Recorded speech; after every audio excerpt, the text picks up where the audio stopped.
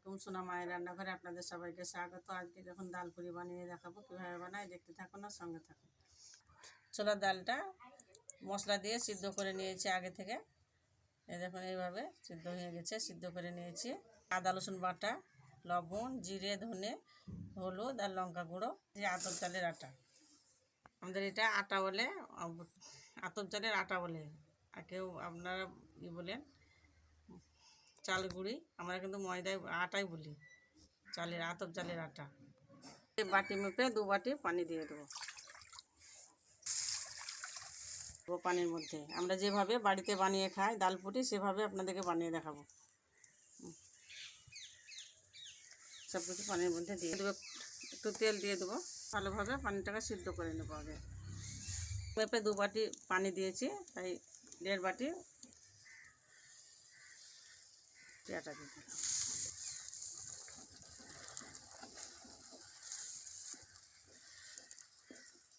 হয়ে গেছে, 10 মিনিট ভাপে রেখে দেবো। ঢাকা দিয়ে 10 মিনিট রেস্টে রেখে দেবো। রেস্টে রেখেছিলাম, এবার ঢেলে নেব। বাটিতে পানি নিয়েছি, বাটিতে পানিতে হাত দেবো আর গরম গরম এমনিভাবে গরম গরম মাখতে হবে, ঠান্ডা হলে পরে গোটা হয়ে যাবে। এইভাবে ডোটা করে নেব। আটাটা মেখে নিয়েছি সুমুদ করে, এইভাবে মেখে নিয়েছি, আর ফেটে যায় না। তার মানে বুঝতে হবে যে ভালোভাবে মাখা হয়ে গেছে।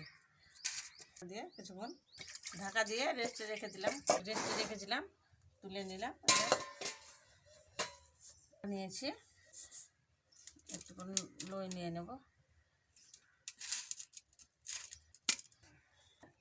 লই নিয়ে হাতে করে গোল করে নেব। আগে লই করে নিয়েছি গোল করে, আর একটা নেব নিচে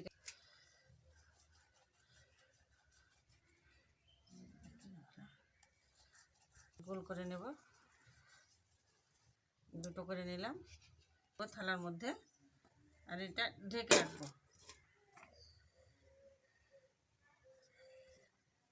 বেলে নেব।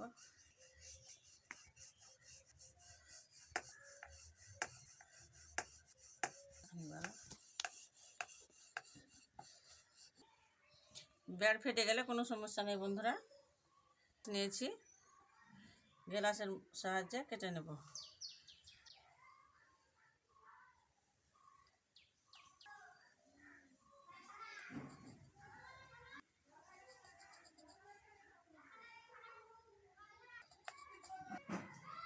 এভাবে লেচি গোল গোল করে কেটে নিলাম গ্লাসের সাহায্যে। এটাকে বেলে নেব। পিঠে নিয়ে নিলাম একটা, বেড়ে বেড়ে পানি দিয়ে দেবো। সিদ্ধ করে রেখেছি মশলা দিয়ে, দিয়ে দেবো অল্প করে। আর একটা ডেচি নিলাম, বসিয়ে দেবো। এইভাবে পুরি বানিয়ে খাই, কত সুন্দর হয়েছে। এইভাবে বানিয়ে নেব সবগুলো।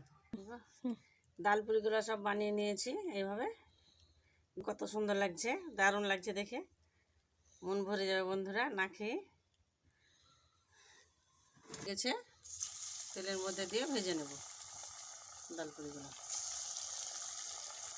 উল্টে দেবো।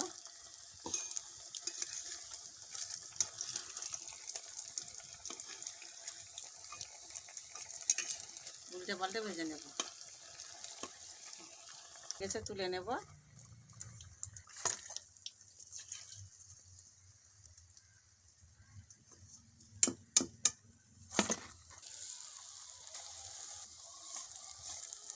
তুলে নেব।